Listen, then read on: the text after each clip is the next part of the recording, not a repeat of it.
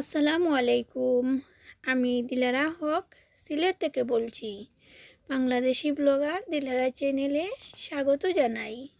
কাছে এবং দূরে, দেশে এবং দেশের বাহিরে যে যেখান থেকে আমার আজকের ভিডিওটি দেখছেন কিংবা দেখছেন না, আমি আশা করি সবাই আল্লাহর রহমতে ভালো আছেন।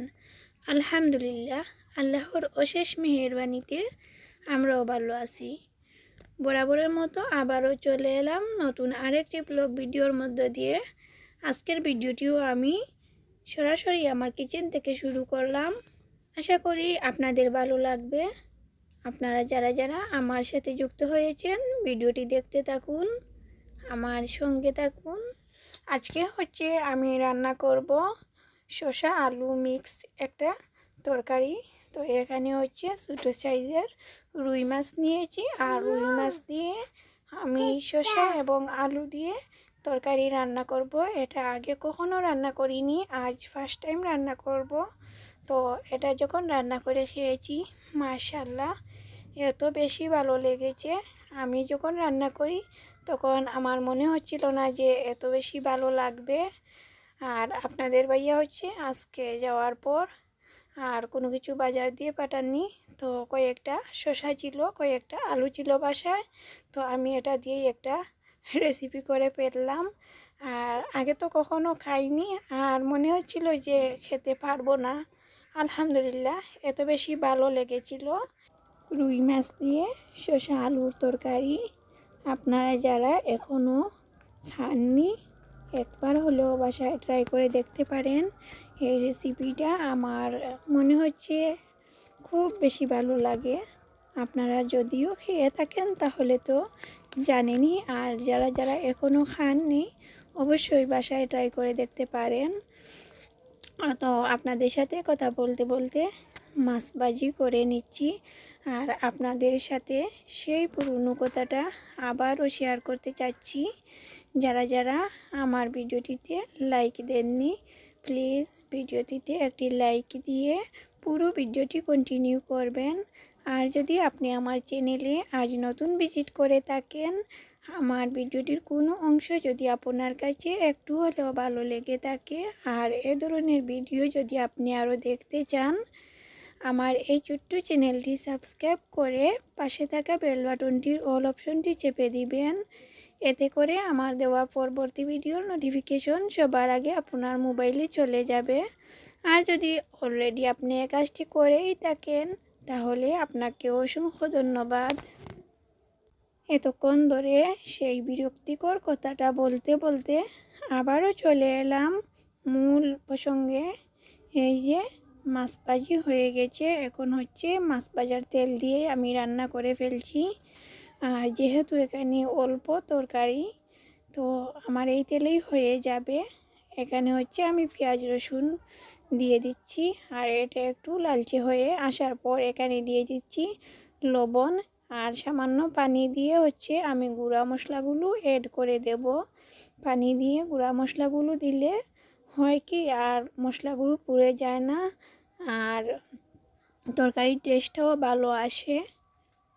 আপনারা চাইলে আগে থেকে গুঁড়া মশলাগুলো পানি দিয়ে মাখিয়ে নিতে পারেন। পরিমাণ মতো মশলা দিয়ে একটু পানি দিয়ে আগে মিক্স করে মাখিয়ে রেখে দিতে পারেন। আমার হাতে সময় কম, এজন্য আমি এভাবেই একটু পানি দিয়ে গুঁড়া মশলাগুলো এড করে দিচ্ছি। এরপর কিছুক্ষণ নেড়ে চেড়ে আবারও কিছু পানি দিয়ে মশলাটা বেশ কিছুক্ষণ কষিয়ে নেব। তো রান্নাটা করতে করতে আজ আমি আমার প্রিয় আপুদের কিছু কমেন্ট পড়ে নেব। এখন হচ্ছে আমি যে আপুটার কমেন্ট পড়ব, আপুর চ্যানেলের নাম হচ্ছে বাংলাদেশি মম মিম। আপুমণি লিখেছেন, শুনে খুব খারাপ লাগলো। মা হয়েছে আপুটা, কিন্তু মা ডাক শুনতে পারবে না। ওর থেকে কষ্টের আর কি কিছু আছে? আপুটার জন্য অনেক দোয়া রইল, সুস্থ হয়ে উঠুক। শরীরের অবস্থাটা খারাপ, মনের অবস্থাটা খারাপ, আপুটার আরও খারাপ লাগবে। হ্যাঁ গো আপু, এটা আসলে খুব খারাপ লাগার বিষয়। একটা সন্তান পেটে নিয়ে একটা মা অনেক দিন যাবৎ কষ্ট করে, আবার সেই সন্তানের মুখটাও দেখতে পারলো না, মা ডাকটাও শুনতে পারলো না। এর চাইতে আর দুঃখের বিষয় কি আর আছে। তো দোয়া করি আল্লাহ যেন আমার বাবিকে ধৈর্য ধরার তৌফিক দেন। তো গতকাল আমি আমার বাবিকে দেখতে গিয়েছিলাম।